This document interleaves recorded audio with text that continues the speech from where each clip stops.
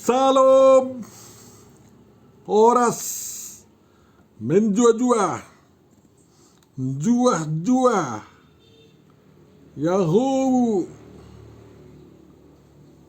rahayu-rahayu, salpe, salam keselamatan.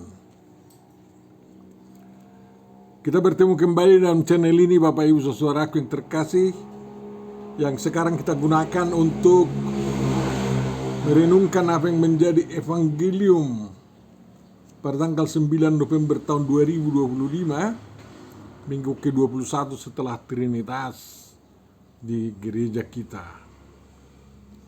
Mudah-mudahan pertemuan kita diberkati Tuhan dan kita mendapat berkat. Mari bagikan video ini dan subscribe, ajak mereka untuk mensubscribe. Untuk memulai perenungan kita, Bapak Ibu Saudara-saudariku yang terkasih, mari kita terima penyertaan dari Tuhan kita sebagaimana dikatakan oleh Yakobus dalam suratnya ayat 2. Rahmat dan damai sejahtera serta kasih kiranya melimpahi kamu. Amin.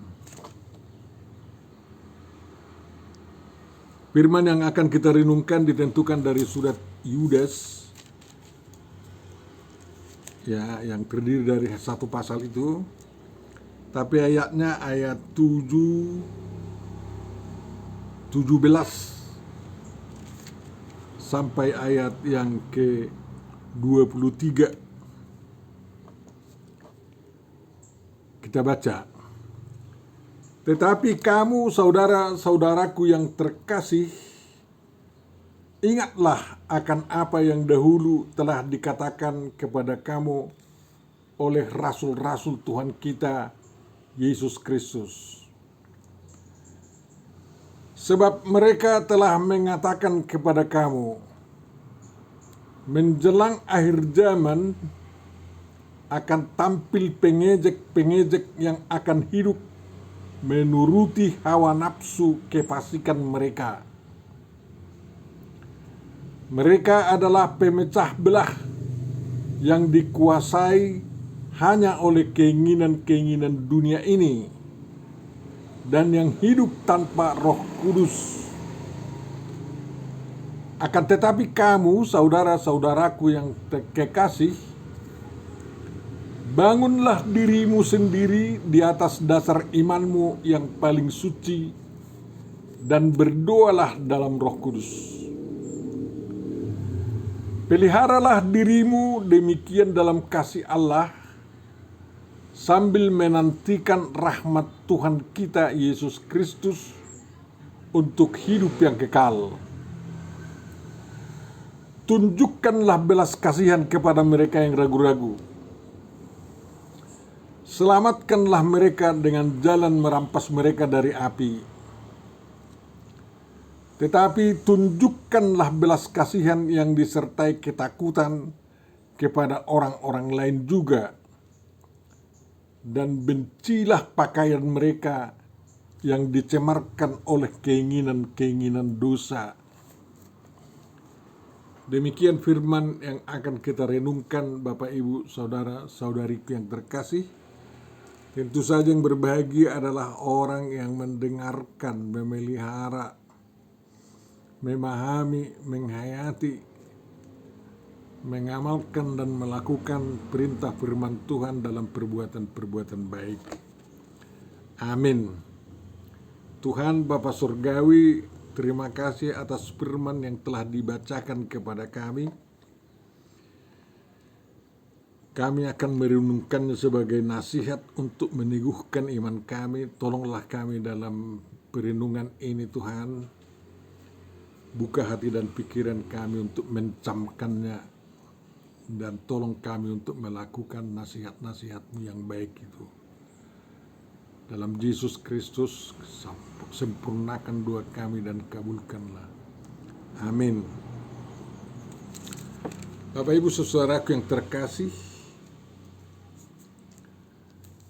Surat Yudas ini hanya satu pasal, 25 ayat.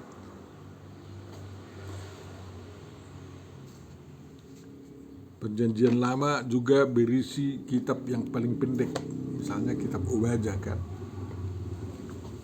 Jadi seolah-olah mengikuti penyusunan kanon Perjanjian Lama, para bapak gereja kita memilih surat-surat dari yang terpanjang di Roma, kemudian yang terpendek surat Yudas. Dan surat Yudas ini lolos menjadi bagian kanon ukuran kebenaran iman kita, karena seperti dikatakan Origenes, surat ini penuh dengan kata-kata yang mengandung kuasa kasih karunia surgawi.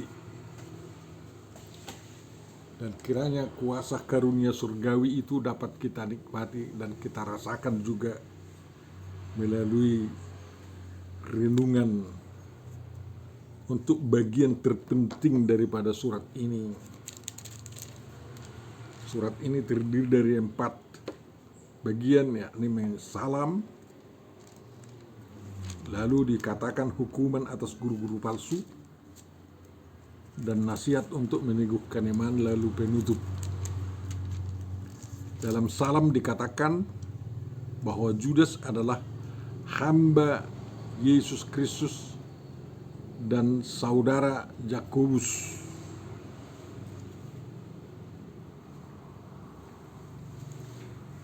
Yakobus itu dalam Matius 16 ya, adalah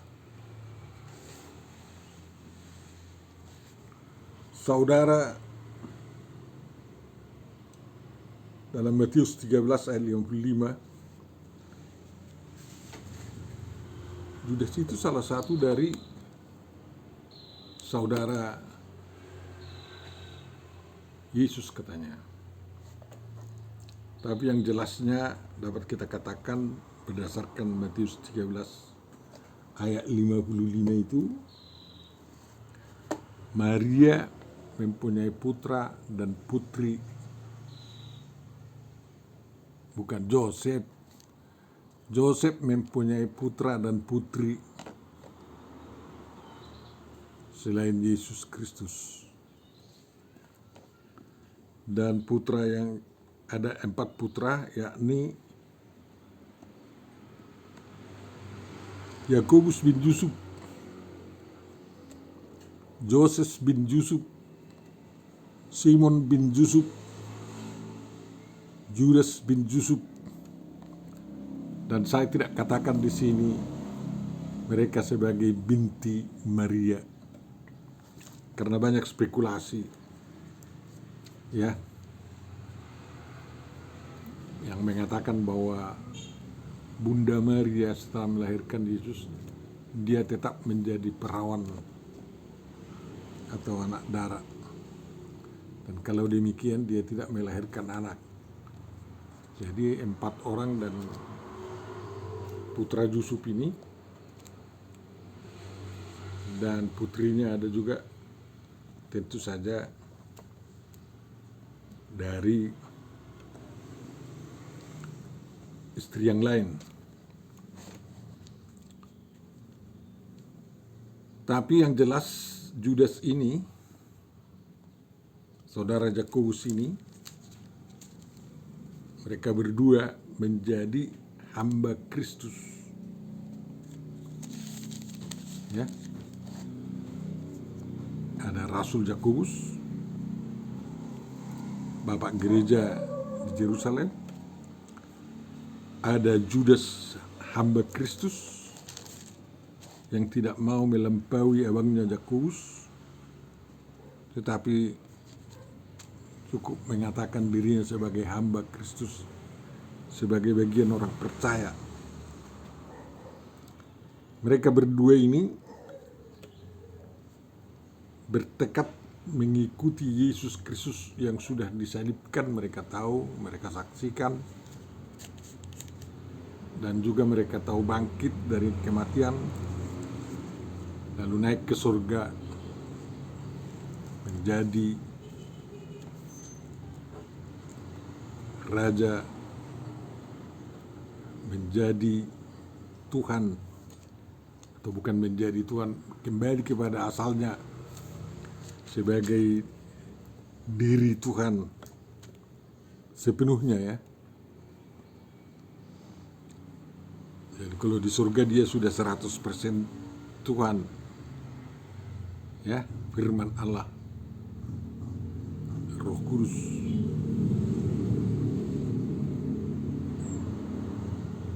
Di bumi waktu hidupnya tentu saja dia anak manusia yang juga 100% manusia. Bapak Ibu saudaraku yang terkasih, Yakobus dan Yudas mengurus jemaat di Yerusalem, menjadi tuan rumah waktu diadakan sinodi para rasul tahun 49. Dan tentu saja pada waktu itu jemaat di Yerusalem itu mendapat pengajaran dari para rasul-rasul. Salah satu pengajaranda mengatakan bahwa Yesus itu adalah anak Allah, juru selamat,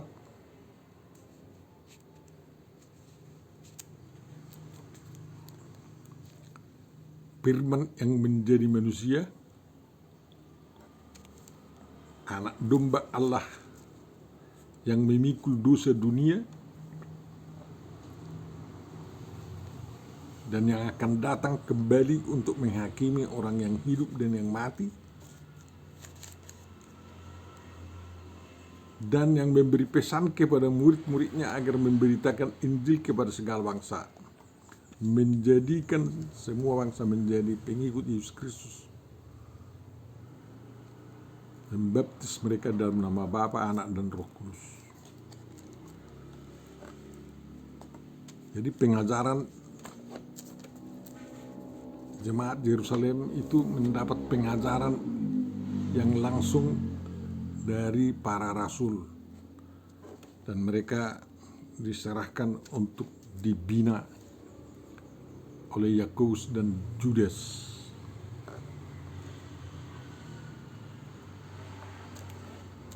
Sewaktu Yudas dilele atau diburon dari Yerusalem, tentu saja dia meninggalkan jemaat itu. Lalu dia mau meneguhkan jemaat di Yerusalem dengan suratnya ini,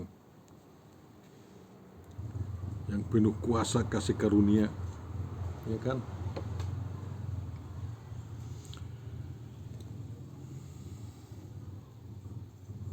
Untuk menguatkan mereka yang sedang mengalami tekanan-tekanan yang sangat luar biasa dari para ahli Taurat, kaum Farisi, para tua-tua Yerusalem dan imam-imam, karena mereka harus dihapus dari dunia, kata pengikut imam besar itu.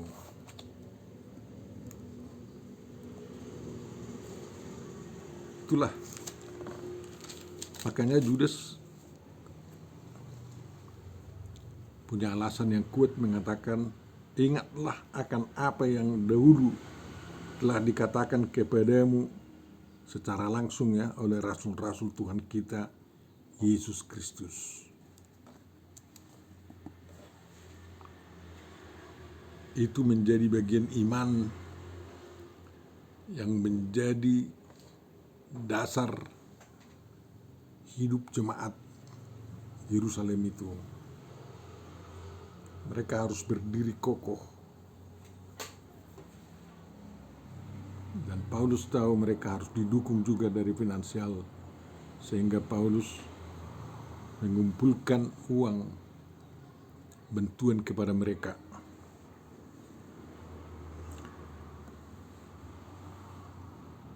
Satu dari yang dipesankan oleh para rasul kepada mereka, ya, adalah munculnya pengejek-pengejek yang mengejek umat Kristen menurut hawa nafsu kefasikan mereka. Orang Kristen di Yerusalem itu diejek karena mereka percaya kepada Yesus sebagai Mesias, sebagai Kristus, sebagai anak Allah yang menurut orang Yahudi adalah anak haram yang tak mungkin membawa keselamatan karena dia berasal dari Nazaret, dari Galilea. Mereka sangat meragukan datangnya yang baik dari Nazaret, dari luar Yerusalem. Jadi munculnya pengejek-pengejek itu sebagai tanda akhir zaman. Dan itu berlaku sampai sekarang. Pengejek-pengejek yang mengejek umat Kristen sebagai umat yang menyembah manusia sebagai Tuhan mereka, yang mengejek umat Kristen sebagai penyembah tiga Allah karena ada kepercayaan mereka mengenai Tritunggal. Padahal Tritunggal yang mereka pahami adalah Allah Bapa, Maria, dan Yesus. Bukan iman percaya kita.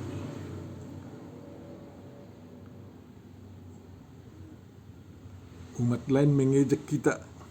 Yang anti-Kristen itu mengejek umat Kristen sampai sekarang, bahwa Kristen itu salah dalam keimanan mereka karena Yesus itu hanyalah seorang nabi, nabi agung katanya, bukan Tuhan. Ya, Kristen itu pengejek orang yang disalibkan atau yang disangkal disalibkan. Macam-macam lah ejekan-ejekan yang dilontarkan kepada umat Kristen sekarang ini dari sejak dulu itu. Ejekan itu dari dulu sampai sekarang digunakan untuk memecah belah umat Kristiani. Karena dengan pemecah belahan itu, ya, keinginan mereka dapat terwujud terhadap orang Kristen, yakni keinginan dunia menghabisi umat Kristen seluruhnya. Dan itulah tandanya bahwa mereka bukan orang yang dihinggapi oleh Roh Kudus. Karena orang yang dihinggapi oleh Roh Kudus pasti tidak mengejek pengikut Yesus Kristus, tapi ikut memuliakannya.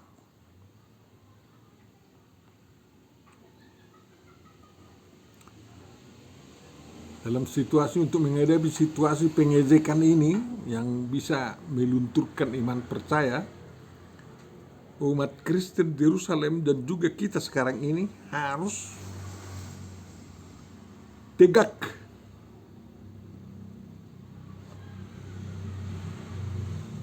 berdiri di atas dasar iman yang benar yang telah dianugerahkan oleh Tuhan Yesus Kristus kepada semua umat Kristen di Yerusalem dan kita melalui pengajaran-pengajaran daripada para rasul. Sehingga gereja kita itu bukan hanya gereja yang kudus dan am, tetapi apostolik juga, rasuli. Ya.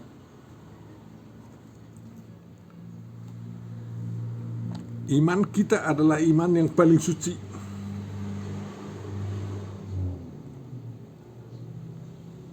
Mengapa iman yang paling suci?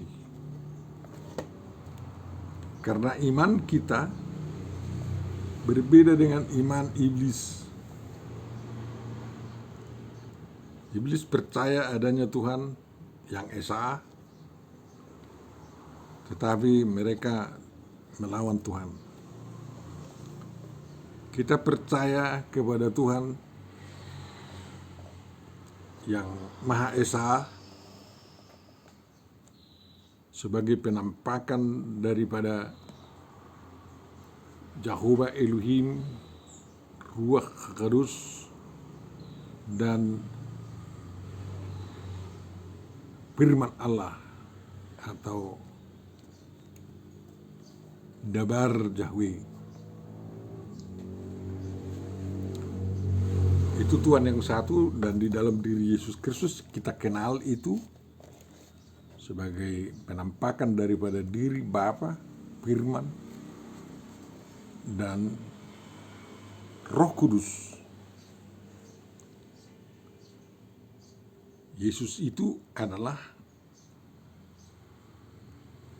anak Allah atau firman Allah yang menjadi manusia yang mampu mencipta.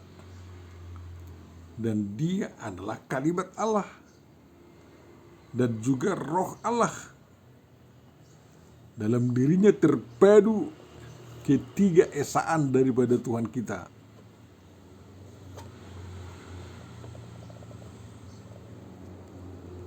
Jadi kalau ada yang meragukan itu, berarti dia meragukan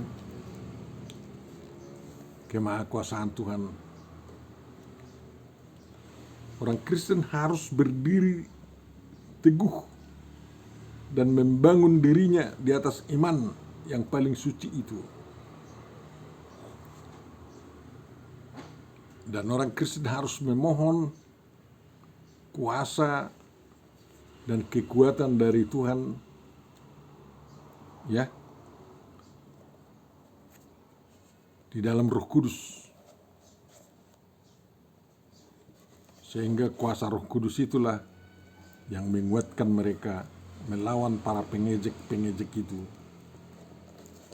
Ya, kita syukuri banyak apologet sekarang ini yang mencoba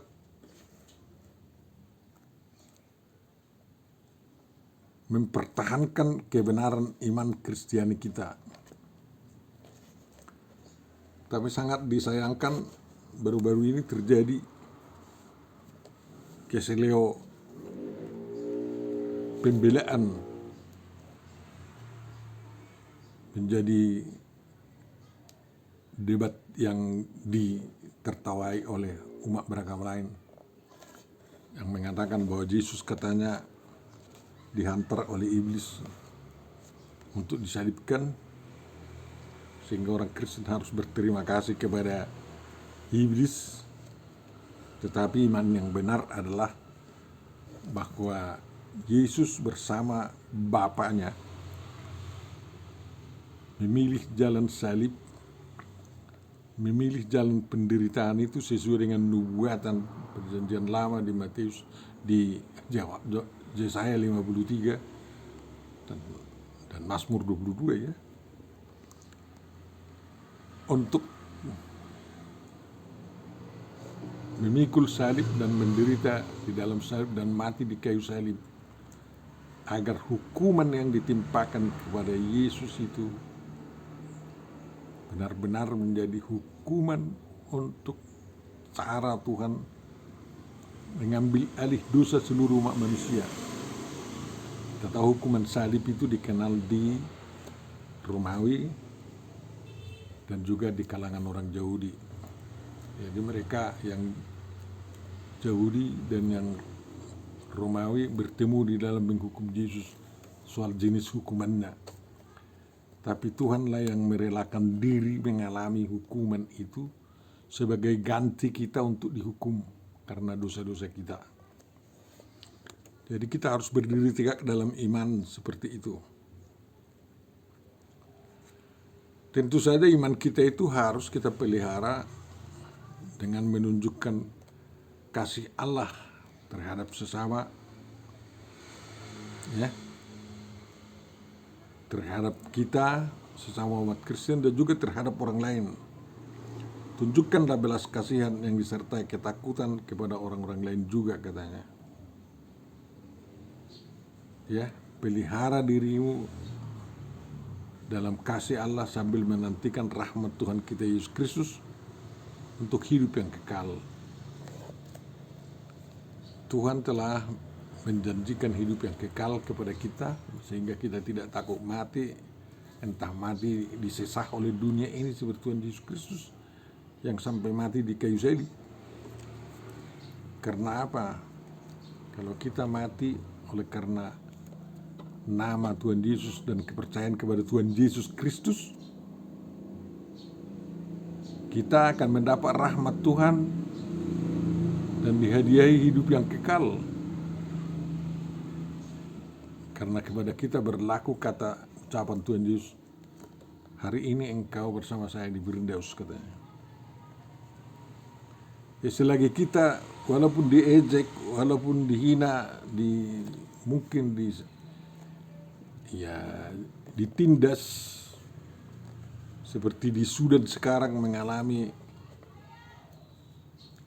hukuman perazaman orang Kristen itu karena setia kepada Tuhan, kita harus menunjukkan belas kasihan. Kita harus menunjukkan kasih. Kemarin saya tonton di YouTube, ya, ada seorang yang nama anonimnya Ahmed sudah mau dilempar dengan batu oleh orang-orang anti Kristen di Sudan itu, tapi dia mampu mengatakan, ya Bapak, ampunilah mereka karena mereka tidak tahu apa yang mereka lakukan itu, katanya. Itulah kasih yang terdalam yang diberikan oleh Tuhan Yesus kepada umat manusia pembencinya, dan oleh si Ahmed ini yang diberi nama samaran Ahmed, ya, sehingga dia tidak jadi mati walaupun banyak cacat oleh karena dilempar dengan batu, dan akhirnya dia menjadi pemberita Injil, dan banyak orang yang bertobat. Orang-orang yang membencinya, yang melemparinya itu datang sendiri untuk mengaku dosa dan mohon pengampunan kepada Ahmed. Ya, pengampunan dari Yesus Kristus melalui Ahmed, dan itu sangat luar biasa. Di zaman sekarang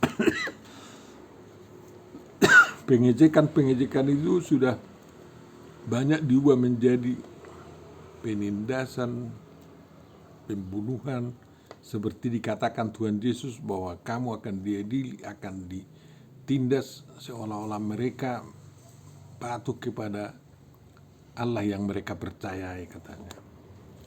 Atas nama agamanya orang Kristen itu ditindas, kan, dari sejak dulu sampai sekarang masih terjadi terus. Tetapi kita harus selamatkan mereka dari api yang sedang membakar mereka, seperti yang dilakukan oleh Ahmed itu, agar lepas dari api yang menyala-nyala dalam dendam hati mereka. Ampunilah mereka Tuhan atas dosa-dosa mereka, karena mereka tidak tahu apa yang mereka lakukan, katanya. Dan orang yang bertobat itu api dendamnya menjadi hilang, ya. Kita katakanlah Daniel atau, ya, Sadrak, Mesak, Abednego dijatuhkan ke liang api purun, ya, yang jarak 10 meter aja dari api itu, orang terbakar dan mati. Tapi Tuhan menyelamatkan mereka dari kamar pembakaran api itu. Yang 3 orang menjadi 4 orang, mereka jalan-jalan dilihat oleh Nebukadnezar di sana. Demikian kita di zaman sekarang ini, kita harus mampu berani merampas orang-orang para pembenci kita itu dari api neraka yang membakar hati mereka, dengan jalan pengampunan dosa bagi mereka. Tentu saja kita tidak perlu ikut terbakar, pakaian kita tidak perlu ikut terbakar. Kalau mereka dendam terhadap kita dan benci, tak usah kita benci. Karena pakaian mereka adalah pakaian kebencian, tak usah kita ikut pakai pakaian kebencian menghadapi mereka. Tapi yang kita gunakan adalah pakaian kasih. Ya. Kalau pakaian mereka dicemarkan oleh keinginan-keinginan dosa, yakni niat-niat membunuh kita, menyusahi kita, ya, jangan kita balaskan dengan perbuatan-perbuatan mereka. Pakaian kita tidak perlu dicemari oleh kebencian, karena pembalasan adalah di tangan Tuhan kita. Dalam perjalanan pertarungan hidup kita sekarang ini menegakkan keimanan Kristen, banyak kali tantangan di negara kita, ya, di mana kita adalah orang yang sedikit di tengah bangsa ini. Kita harus terus-menerus bersiap untuk membangun diri kita dalam iman yang benar. Ya, kita harus terus memelihara kita di dalam kasih Allah, kasih yang melampaui batas internal kita dan dapat menyentuh dunia eksternal kita, sampai orang merasakan kasih Tuhan melalui kehadiran kita di tengah-tengah bangsa kita, di desa kita, di rumah kita, di keluarga kita. Tuhanlah yang memberkati kita semua. Terima kasih Tuhan atas renungan yang sampai kepada kami. Kiranya Tuhan memberkati kami dan melindungi kami. Tuhan menyinari kami dengan wajah-Mu dan memberi kami kasih karunia. Dan Tuhan menghadapkan wajah-Mu kepada kami. Dan kami dipenuhi dengan damai sejahtera yang daripada-Mu. Amin.